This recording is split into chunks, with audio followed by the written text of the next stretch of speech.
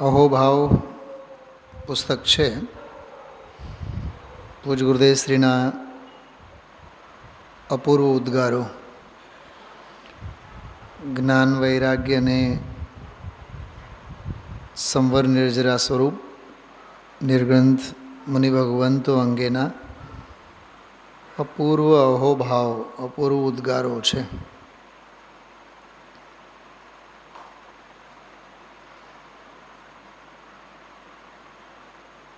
दृष्टि ज्ञान वृत्ति का आश्रय केवल ज्ञायक भाव ही चलते फिरते सिद्ध गुरु की शिवपद की नहीं चाह भी गुरुपद पंकज भ्रमर चित्त का चरणों में विश्राम है शाश्वत शिवपद साधक साधु चरण में नम्र प्रणाम है. કેટલી માર્મિક પંક્તિ છે આ શરૂઆતની બે લીટી. दृष्टि ज्ञान वृत्ति का आश्रय केवल ज्ञायक भाव ही. दृष्टिनो आश्रय, ज्ञाननो आश्रय, वृत्ति એટલે ચારિત્રનો આશ્રય, આધાર, અવલંબન, શ્રદ્ધા, જ્ઞાન અને ચારિત્ર ત્રણેયનો આલંબન એકમાત્ર જ્ઞાયક ભાવ. હજારો નદીઓ હોય પણ હજારો નદીઓ બધી સમંદરમાં જઈને ભળે. દરિયો સહારો છે, દરિયો જ વિશ્રામ છે. આરામ, વિશ્રામ, વિશ્રામ સ્થલી. ખ્યાલમાં આવ્યું? નદીઓ નદી સ્વતંત્ર વહેતી રહે ને પોતાની મસ્તીમાં, તો એને સુકાઈ જવાનો, શુષ્ક થઈ જવાનો અવસર ખરો. પણ એ વહેતી વહેતી જો સમંદરમાં જઈને ભળે તો એનો અસ્તિત્વ કાયમ રહે. એટલે નદીનું વહેણ સમંદરના મિલનમાં પૂરી થાય, સાર્થક થાય, ચરિતાર્થ થાય. સંસ્કૃતમાં એક ન્યાય આવે છે આવો, જેમ કહેવતો હોય ને આપણે ગુજરાતીમાં, નદી સમુદ્ર ન્યાય. ન્યાય છે એટલે કહેવત ટાઈપનો, એમ લોકોક્તિ જેને કહીએ, રૂઢિપ્રયોગ નથી હોતા ગુજરાતીમાં આપણે. નદી સમુદ્ર ન્યાય. તો શું નદી સમુદ્ર ન્યાય એટલે? જેમ ઓલા આવે ને કાગનું બેસવું અને ડાળનું ભાંગવું, કાકતાલીય ન્યાય. કાક એટલે કાગડો, તાલ એટલે તાડનો વૃક્ષ હોય. તાડનો વૃક્ષ એટલો મજબૂત હોય, ફળ પડે જ નહીં, પાંદડા તૂટે જ નહીં, ડાળી ભાંગે જ નહીં, બહુ મજબૂત હોય તાડ વૃક્ષ, જેનાથી તાડપત્ર બને. દક્ષિણ ભારતમાં તો તાડના ઝાડવાના પાંદડા ગરીબ લોકો ઝૂંપડી ઉપર છતની જેમ નાખે, કોહવાય નહીં. વરસાદ ગમે તેટલો પડે, એ તાડના ઝાડવાના પાંદડા કોહવાય નહીં, સડે નહીં. એને પાંદડાની એવી વિશેષતા છે.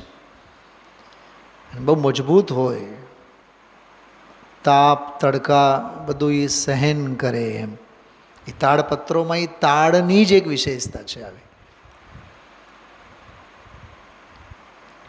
સમયસારમાં તો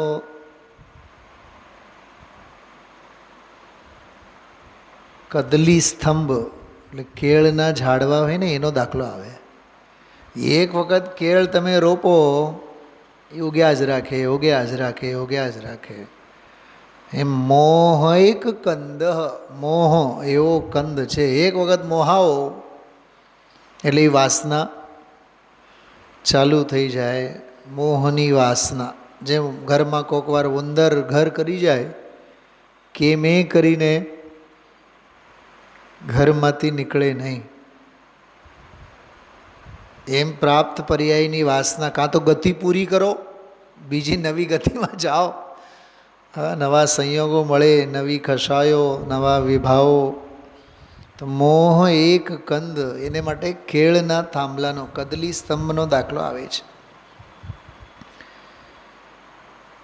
તાડપત્રની વાત આપણે કરીએ, બહુ મજબૂત હોય. એની વાત ક્યાંથી આવી?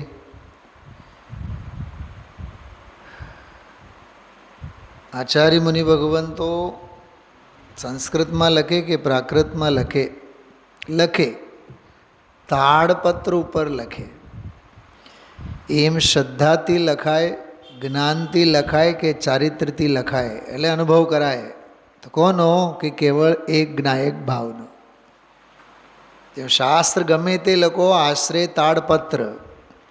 એમ શ્રદ્ધા, જ્ઞાન અને ચારિત્ર ત્રણેયનો આશ્રય એક જ્ઞાયક ભાવ. જેમ સમંદરનો દાખલો આપ્યો આપણે.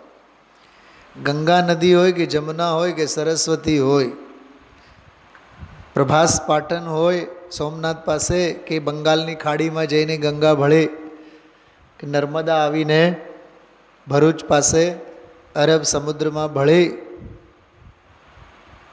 પણ ભળશે એ સમંદરમાં. તો નદી સમુદ્ર ન્યાય. મેં એને માટે આ ન્યાય ભણાવતી વખતે 12મા ધોરણના છોકરાઓને મોદી સાહેબનો દાખલો આપ્યો હતો. મોદી સાહેબ જ્યારે પણ સ્પીચમાં બોલે ને, મેને કિયા, એમ નહીં બોલે, હમને કિયા. 1,40,00,000, 1 કરોડ નહીં, કેટલા? હા, હા 140 કરોડ એમ બોલે. 120 કરોડ નગરજનों को, देशवासियों को श्रेय जाता है. સમષ્ટિની ભાવના હોય. મેં કર્યું એમ નહીં, આપણે બધાએ, આ બધાનો હિત એમ, રાષ્ટ્રનો હિત એમ. બોલો, શ્રેય કોને દીધો? એણે સમગ્ર રાષ્ટ્રને દીધો. હા, ઘણીવાર તો બહેનોની સંખ્યા ગણાવતા હોય. કહેવાનો અર્થ, રાષ્ટ્રમાં ગમે તે હલચલ થાય, વિકાસ કે વિનાશ, એ બધો શ્રેય દરેક નાગરિકને માથે જાય.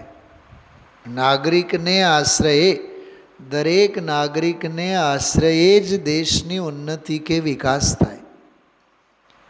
એમ એ કેવળ જ્ઞાયક ભાવને આશ્રયે જ શ્રદ્ધા, જ્ઞાન અને ચારિત્ર કામ કરે.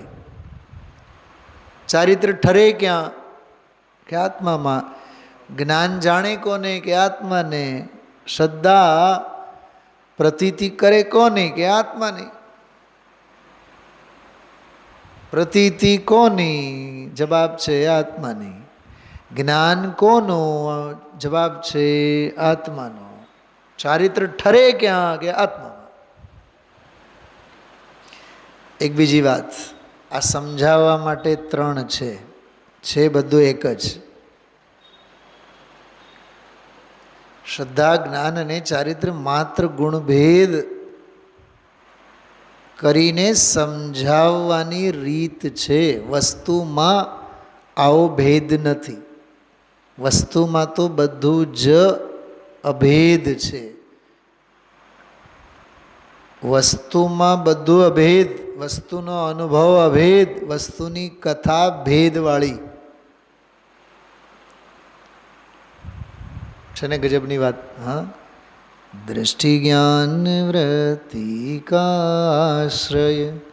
કેવલ જ્ઞાયક ભાવ હિ. માત્ર જ્ઞાયક ભાવ, કેવળ જ્ઞાયક ભાવ. રાજુભાઈ, પાપનો ઉદય સારો કે પુણ્યનો ઉદય સારો? જવાબ નહીં આપતા. આગળ હું જે બોલું છું એ સાંભળીને પછી બોલો. આત્માને તો નિત્ય જ્ઞાનનો ઉદય છે. હવે બોલો, પાપનો ઉદય સારો કે પુણ્યનો ઉદય સારો? જવાબ જે પણ આપશો ને એ મૂર્ખાઈનો જવાબ હશે, એ મૂંઢતાનો જવાબ હશે. હમણાં અમારા ઉદય બહુ સારા હાલે છે. અરે હમણાં નહીં, અનાદિકાળથી જ તને જ્ઞાનનો જ ઉદય છે. એનો અહોભાવ લાવો, એનો મહિમા લાવો.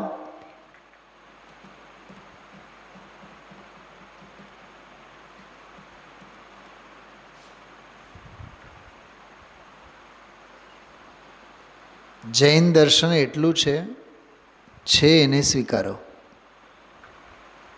હોય એમાં હકાર, એનું નામ જૈન દર્શન, જૈન ધર્મ.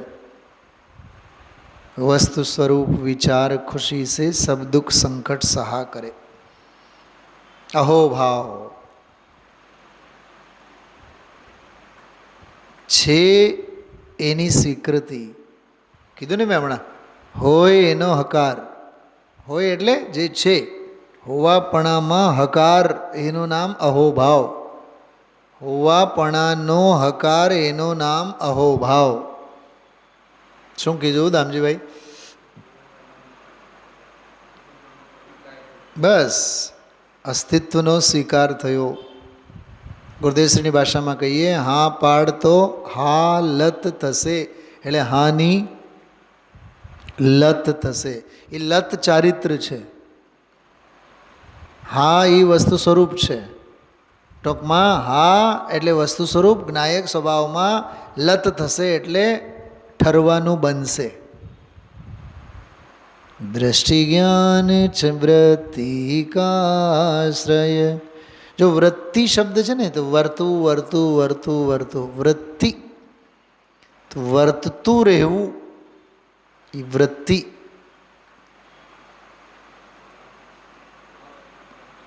વૃત્તિ વહે નિજ જ્ઞાનમાં, શ્રીમદજીના શબ્દોમાં. હા, કૃપાળુદેવ કહે છે કે વૃત્તિ વહે નિજ જ્ઞાનમાં. બોલો, વૃત્તિનું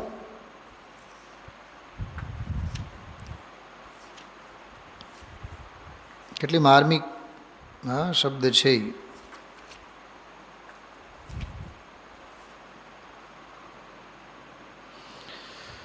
જો સાંભળો.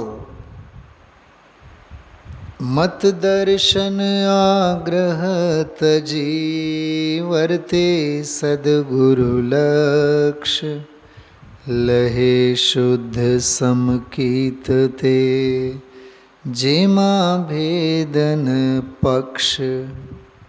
લહે શુદ્ધ સમકિત.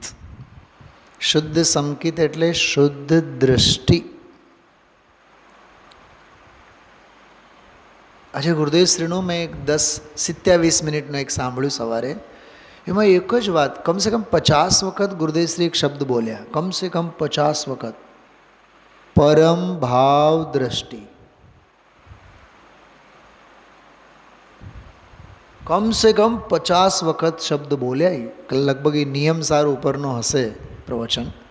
પરમ ભાવ દ્રષ્ટિ. કાદવને શું કામ જુઓ છો? હા, સંયોગને શું કામ જુઓ છો? રાગને શું કામ જુઓ છો? રાગ માત્ર દેખાય છે, પર્યાય દ્રષ્ટિ છે. સંયોગ માત્ર નજરે ચડે છે, એ પર્યાય દ્રષ્ટિ છે. સ્વભાવને જુઓ, પરમ ભાવ દ્રષ્ટિ. ઘણા એંગલથી એનો અર્થ ખોલ્યા કે જ્ઞાની કોને કહેવાય? જેને પરમ ભાવ દ્રષ્ટિ, એટલે જેની દ્રષ્ટિમાં પરમ ભાવ, એનું નામ પરમ ભાવ દ્રષ્ટિ. બોલો, વસ્તુ તો છે જ પરમ ભાવ, પણ એની દ્રષ્ટિ ક્યાં? જો માનો તો હોળી, નહીં તો દિવાળી. માનો તો દિવાળી, નહીં તો હોળી તો છે જ. બહાર તાપમાં હેરાન થનારો એ અભાગ્યો, અને અંદર શાંતિની ગુફામાં આવીને બેસનારો એ મહાભાગ્યશાળી. અચ્છા, બહાર સંકલ્પ વિકલ્પ સિવાય શું છે બતાવો? મને ઘણી વાર વિચાર આવે, જીવો કલાકોને કલાકો પ્રાંગણમાં ઊભા હોય, એના કરતાં અંદર ભગવાનની સામે જઈને શાંતિથી બેસતા હોય તો. અંદર સીમંદર અને બહાર અસીમંદર. કાકા શું કીધું? આ અંદર સીમંદર, સીમાને ધરે અને સીમાને ધરેલા, અને એમના ચરણોમાં જઈશ તો તારી એ સીમા ધરવામાં આવે. અને બહાર અસીમંદર, અસીમ ધર, સંસારનો ધરવું થાય બહાર તો, અને એ અસીમ. અંદર સીમંદર, બહાર અસીમંદર. અસીમંદર એટલે સંસારી.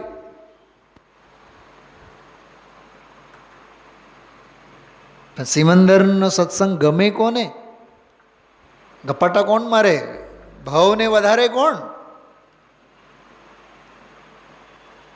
એટલે સિમંદર ભગવાન કહે છે કે મંદિરના પ્રાંગણમાંય અમે નથી, મંદિરના અંદરના મંડપમાંય નથી, અને વેદીમાંય ગર્ભ મંદિરમાંય નથી. ગર્ભ મંદિરની વેદી ઉપર જે કમળ, એ કમળથી પણ અમે અંતરિક્ષ જ્ઞાયક ભાવમાં વિરાજમાન છીએ. તારે જો મને મળવા આવવું હોય ને તો માત્ર આ સંકુલનમાં અંદર આવ્યા એટલે મંદિરે ન આવ્યા, રખડપટ્ટીમાં જ છો એમ કહે છે સિમંદર ભગવાન. અંદર આવો. શું દામજીભાઈ, એક વાત પૂછું? ઘરેથી તમે આવ્યા હો 2 કલાક માટે મંદિરે, બરાબર? ઉદાહરણ, દાખલો કેવળ. સમજો કે સવારે તમે 7 વાગે આવ્યા હો, 10 વાગ્યા સુધી હો, 3 કલાક મંદિરના પ્રાંગણમાં. પ્રાંગણની બહાર તો વાત જ નથી કરતા આપણે. હવે અંદર આવ્યા બાદ કેટલા ગપ્પાઓ, કેટલી ગોષ્ઠીઓ, કેટલી ચોવટો, કેટલી બધી સંસારની બાબતો, કેટલા ભાઈબંધ દોસ્તારો મિત્રો મળે.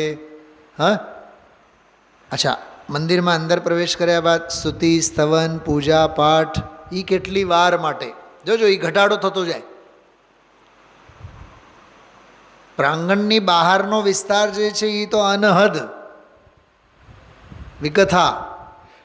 અહીંયા આવ્યા બાદ વૈરાગ્યની કથાના અવસર, પછી ઊભા ઊભા વાતો હોય, દીકરા દીકરીની વાતો હોય, શરીરના સુખ દુઃખની વાતો હોય. હા, બા બાપુજી ગુજરી ગયા હોય એમની બધી વાર્તાલાપો હોય, કોણ ગુજરી ગયા, કોણ મરી ગયા, ક્યાં ધરતીકંપ આવ્યો. બોલો, આ બધી વિકથા છે કે નહીં? હવે અંદર પગથિયા ચડીને મંદિરમાં ગયા, ત્યાંય વળી પાછા ઘણા એના ભેંટો થાય. તમે આવ્યા મંદિરે? હા, અમે આવ્યા. પૂજા કરી? હા, અમે માળા કરી. જો ત્યાં પણ વાર્તાલાપ માટે જ આલંબનો શોધે. હજી અંદર બાકી છે. હજી તો સિમંદર તો વેદીની અંદર કમળ ઉપર વિરાજમાન છે, સિંહાસન ઉપર. હજી દિલ્હી દૂર છે. વધીને બેસીને પૂજા કરે, પાઠ કરે. સિમંદરની મર્યાદા તો એના પછી તો શરૂ થાય છે. હું અહોભાવના પડખાની વાત કરું છું. એટલે ખરેખર તો દર્શનાર્થી જ્યારે જીન મંદિરે આવે ને તો મૂંગા મંતર થઈને નિયમ લઈને આવવો જોઈએ. ઓમ જય જય જય નિસ્સહી નિસ્સહી નિસ્સહી, એમાં બધું ઇન્ક્લુડેડ છે, ઇનબિલ્ટ છે. જેમ ઓલા શોરૂમોમાં લખેલું ને મોબાઈલ પ્રોહિબિટેડ, મોબાઈલ વાપરવાની મનાઈ છે લખેલું હોય, સ્વિચ ઓફ યોર મોબાઈલ. અરે ઉઠમણાને પ્રાર્થના સભામાં આવતા હોય તો બુદ્ધિશાળી જીવ ચકાસે, રિંગ ઉપર તો નથી ને મોબાઈલ, ભૂંડું લાગશે, બધાની વચ્ચે વાગશે ત્યારે. આપણે તો મંદિરમાં દર્શન કરતા હોય ને વાગે તોય આપણે દર્શન મૂકીને વાતો કરવા માટે નીકળી જઈએ બહાર. તો સિમંદર પાસે આવીને પણ સિમંદરપણું કેટલું!